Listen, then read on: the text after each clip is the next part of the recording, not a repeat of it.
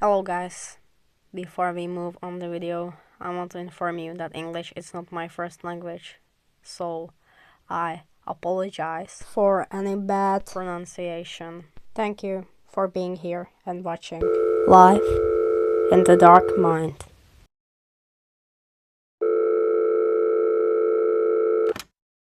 Hello, police? 911, what's your emergency? Here.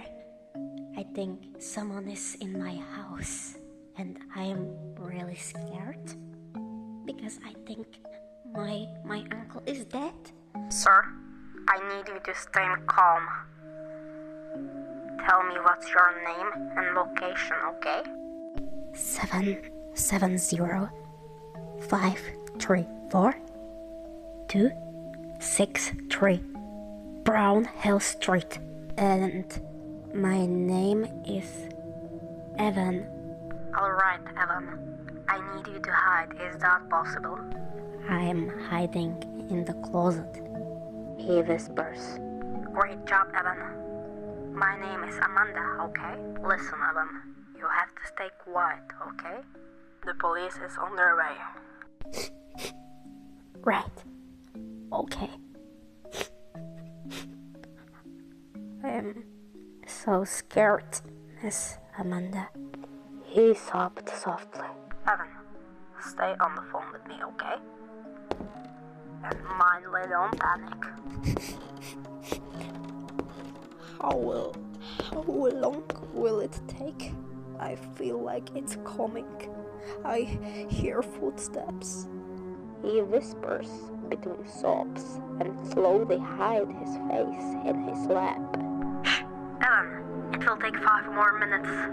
You will have to stay on the phone with me, alright? Especially don't panic. That's the mind thing. Alright? Yeah. Sure. He mumbles between sobs.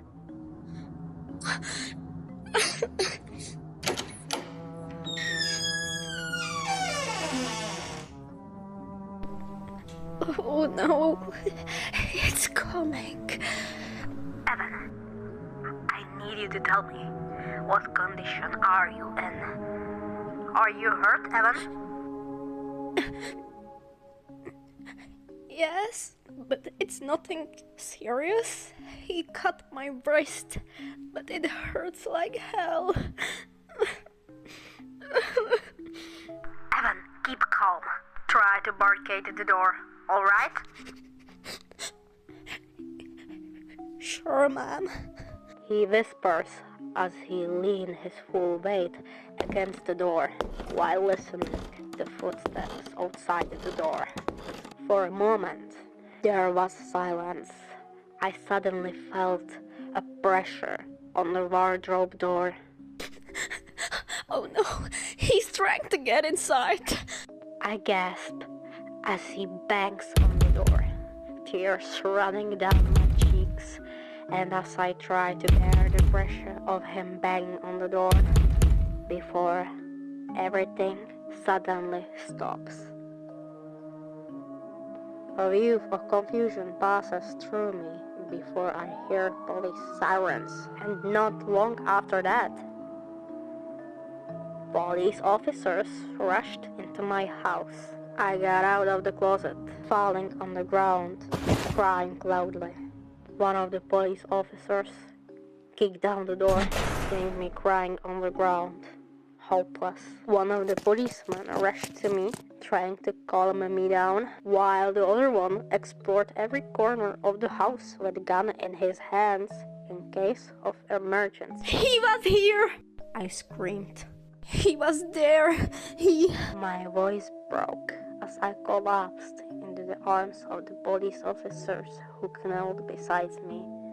Just calm down, boy. You're safe now, said the policeman as he looked around the room. He's bad, man. He's crazy, I yelped. The officer grabbed my wrist and looked at the cut I had on my arm. A moment later, officer number 2 came back with his gun down. It's pure here. No attacker, but... Well, I found one dead body. I was staring blankly at the ground as I was driving in a police car. The officer next to me watches me before he wrapped a blanket around me, which I pulled tighter around me, and I closed my eyes for a moment when the policeman behind the wheel spoke. So, what exactly happened? I paused for a moment before answering. He had been stalking me for a while.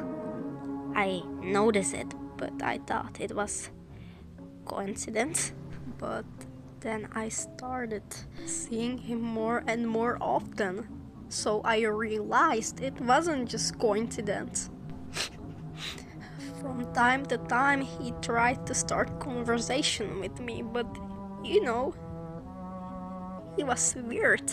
And I was a little afraid of him, so I tried to avoid him as much as possible. But it seemed impossible. He was on every corner I went to. So, stalker? The policeman next to me asked, and I nodded slowly.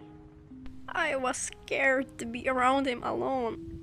You know, he gave me various gifts, but you know, that weird feeling that something is wrong. I whispered as I covered my face and started crying again. My uncle is dead, right? He killed him, didn't he? The cops got quiet and gave me a moment of silence. What am I going to do? He was the only person I had left, and now he's gone. He's dead, and I will never see him again. I will never, ever forgive him. I will never have chance to tell him how much I loved him and how grateful I am for everything he has done for me. My name is Evan Errol Jones. It's been years since that incident. I am almost 35 years old now. Well, I've been working as a detective for 10 years now. Life flies like water, right? I don't work alone. I have a partner, Thomas Harrison. We work together on various cases and operations. He is a nice guy. We've been working together for almost 6 years. He is about 10 years younger than me. He joined me when he was about 20 years old. But he's grown up now. He's 26 years old. He is such a slob. Believe me. Today I stayed at work for a while longer than usually, staring blankly at the paper on the desk in front of me before I got up. And after a while I grabbed my coat, which was hanging on the hanger next to me, and I put it on and rubbed my temples. What a tiring, boring day, I whispered to myself. I got out of my office and I went downstairs. Steam came out my mouth when I shook from cold. It's almost 12 p.m., 3 minutes before 1 a.m. in the morning. I scratched my scar under my coat sleeve while walking to the bus stop. Yeah, I still don't have driver's license. How pathetic, right? A detective who is pushing his 40 and still doesn't have a driver's license. How stupid, but please. Look behind you. It crossed my mind for a moment. I looked back. I saw how something rushed around the corner with a fast movement. Go, look there.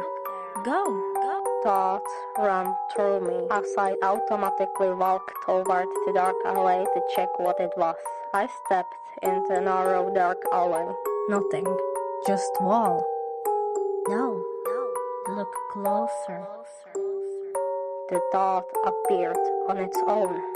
I hesitated for a moment as I walked straight and carefully looked around. Dead end. Why the hell did I even came here? I thought to myself as I rubbed my eyes. I'm tired and I'm cold.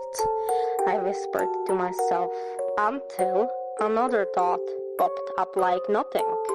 I looked back. Do you see it? What? A puddle? Nothing more. You don't see that, do you? Come closer.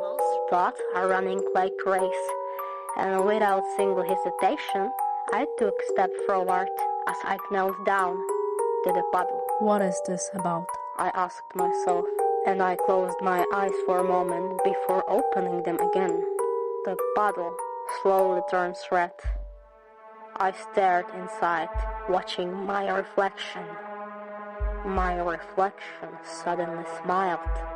I blinked a few times, rubbing my eyes. I was about to get up, until mutilated bull's hand emerged from the puddle, covered with bruises, and it grabbed my wrist with a firm grip and pulled me inside the darkness. So dark that I feel like I'm blind. I thought to myself, there is nothing more than just darkness. I looked up for a moment. I gasped.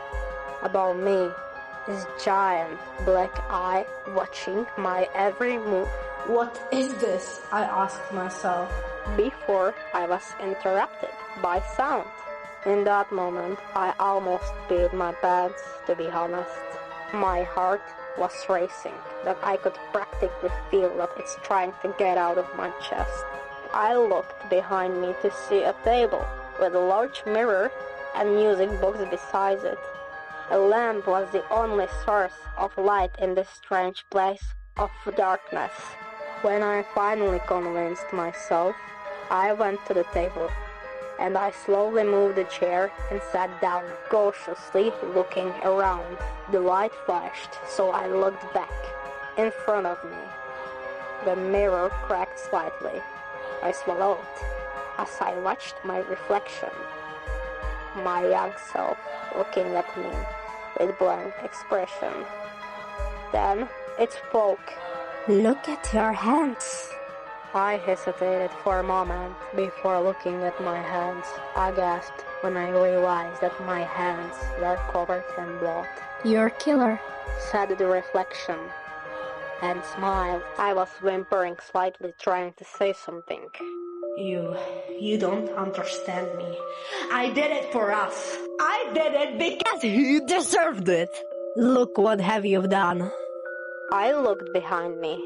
Like spotlight came on as the light revealed my uncle's corpse. My reflection is smiling at me with almost mocking smile. You're a murderer, Evan. He whispered. I pulled out a box of pills from my pocket and I took the 2 remaining pills. I immediately tossed the box into the dark while my reflection chuckled softly. You really think this will help you, Evan? You've been denying the truth all your life. Stalker, huh? What a nonsense. I was quiet for a moment before I spoke. That was him. No. Nothing is my fault. I am innocent. I promise. No, please. No. You're a killer, Evan. You're a freaking killer, Evan. No, I made it for us. Don't you remember? Don't you remember everything what he did to us? He was touching us. He humiliated us. He was beating us. Don't you remember all that? What have you done to us? I whispered. I did it because I had to. And in the moment of rage, I hit the mirror and it shattered. I opened my eyes and I saw a children's room. I was sitting on the bed. I was just 5 years old. I was watching fairy tales on smaller TV. No. I don't want to see that. I don't. I freaked out when the door to my room went open. The monster came in. The monster walked over to my 5-year-old self and started touching him, pushing his fingers deep into his mouth, so deep that the child slowly couldn't breathe, and he was pulling his clothes off. Enough. I don't want to see it. I don't want to fucking see it. I don't, please no. Suddenly, there was silence. Everything stopped. I quickly opened my eyes. I blinked a few times. When I carefully sat down, I can't move my hands. And Dr. Thomas Harrison is standing across from me with a box of pills. I brought you a breakfast and another box of medicine. The doctor sat next to me when he stuck some kind of injection in my arm. Then he relieved me from the straitjacket so I could eat my breakfast and medicine. I blankly looked back when the psychiatrist Thomas asked me if I had another nightmare. I agreed. When I finished my breakfast, Dr. Thomas left. I stared blankly into the corner of the room. I see him there. He's standing there, looking at me. I know he's there. I'm not crazy. Even when everybody says otherwise, I slowly covered my ears, trying to ignore the voices in my head. Patient 4 seems fine today. No seizures or anything like that. But he talks about him all the time like always. Nothing new. Dr. Thomas noted in Evan Hill's mentally unstable patient record